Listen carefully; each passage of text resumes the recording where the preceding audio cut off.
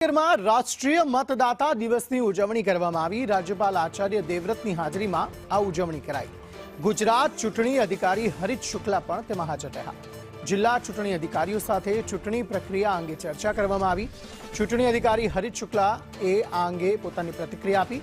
ગુજરાત સહિત અનેક રાજ્યોમાં એસઆઈઆરની કામગીરી ચાલી રહી છે। મતદાર યાદી છે તેમાં સુધારા કરવાની પ્રક્રિયા છે। આગામી ચૂંટણીઓમાં સારી મતદાન ટકાવારી જોવા મળશે। ગુજરાતમાં ઓછા નામ તંત્રની બેદરકારીને લીધે ડિલીટ થયા। બેદરકારીને લીધે નામ કમી થવાની ઓછી ફરિયાદો મળી। આજે ગુજરાતમાં જ્યારે લગભગ 73 લાખ વોટર્સનું નામ ડિલીટ થયું ડ્રાફ્ટ લિસ્ટમાં, એના પછી બી ખૂબ ઓછી કમ્પ્લેન્ટ્સ આવી કે ભાઈ મારું નામ ખરેખર તંત્રની ભૂલના કારણે રહેલું છે। આજે બી આપણે જોઈએ જ્યારે 6 નંબર ફોર્મ ભરવાની समय प्रोसेस चालू है तो आखा राज्य में लगभग 6.5 लाख नंबर फॉर्म आया है।